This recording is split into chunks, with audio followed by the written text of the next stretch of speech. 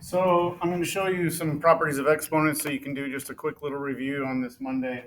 Um, there are a few vocabulary words we're going to learn and then you go ahead and apply. So this is one way to look at, you multiply a whole bunch of times. An easier way to write it is 2 to the 10th and you can multiply it out. Okay, so we can write it, as long as our base is the same, we can write it with an exponent. So in this expression, 5 is the base and 3 is the exponent. And we've already heard the word exponent. We haven't talked about base very much yet. So there are a few different things here. For letter A, you would not be able to write it exponentially. Letter B, you could write exponentially. So letter B would be 5 to the third. Letter C would be the 3 to the fifth. So the base is 3, the exponent is 5. So noticing that difference, this is just 5 times 3. We don't ever multiply bases and exponents. So 3 to the fourth, that'd be this one. This one would be 4 to the third. 4 to the second would be right there. And also this, because 4 times 4 is 16. 2 to the fourth is 2 times 2 times 2 times 2 times 2, which is 16. Okay, so on a couple examples, let's write in the properties. So you multiply the coefficients and add the exponents. So multiply those two, you get 16. Add these two in m to the seventh. Okay? Put a 1 when there's not a 1. Multiply those two, you get 2. Add these two. Now there's a 1 there, so that would be v to the second, or v squared.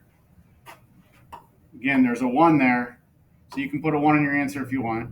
But 2 plus 0 is 2. So that would just be k to the second. Okay, let's look at one that has a few other letters in it. So go down to number 6. Multiply the coefficient, and then we add the exponent. So I have an a. I have a 3 there. There's no a here, so it's just a to the third. 4 plus 2 is 6. Okay, and some of you were doing this before when we were adding because you kind of remembered a few properties. This one's a little different. We're just multiplying here.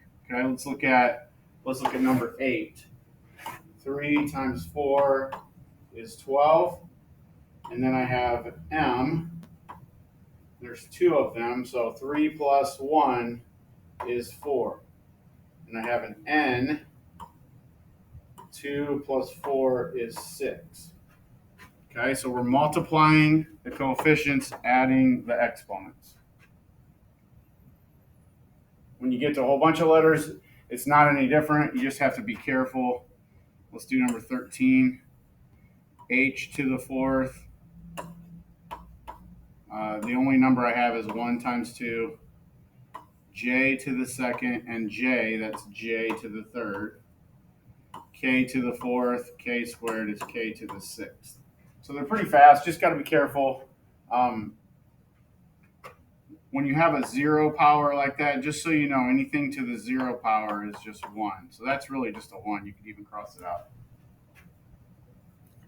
Okay, when we're doing the quotient property, you divide the coefficients and subtract the exponents. And here's why this is true. If you ever get stuck, you can just list out things the long way.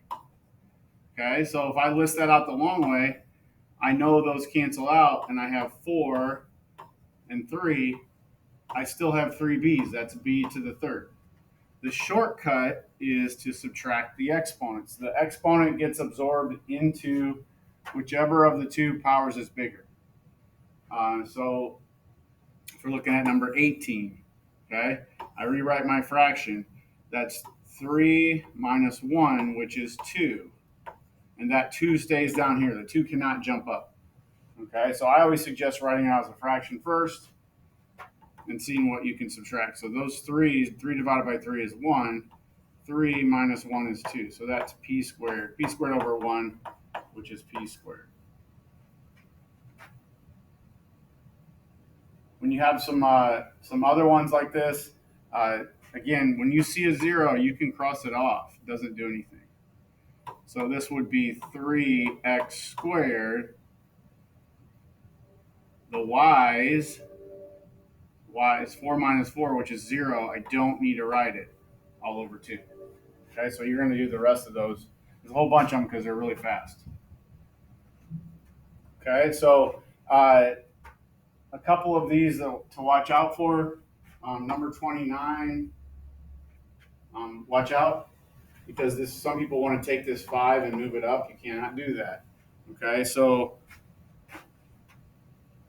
the exponent gets absorbed into the bigger power.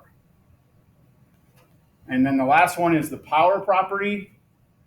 Okay, you multiply the exponents. So and the reason why is this to the third power means 3k squared times 3k squared times 3k squared, because multiplying to the third, or raising to the third power means that's what you do. So look what we have. We have 3 3s. So I have a 3 to the third, and then I have 2, 4, 6. 3 times 2 is 6. So k to the 6th. And 3 to the third, you can write as 27. It's 3 times 3 times 3. There is an exponent button on most calculators. It looks like that if you're doing a number. Or sometimes it'll have a little, depends on your calculator, it might have a little y to the x or x to the y. Okay, so let's do another one. Let's jump down to 35. So I'm raising everything, multiplying that power. Well, that is 4 to the second. And then 3 times 2 is 6, n to the 6th. So this would be 16 n to the 6th. Notice it's not 8, because 4 squared is 4 times 4.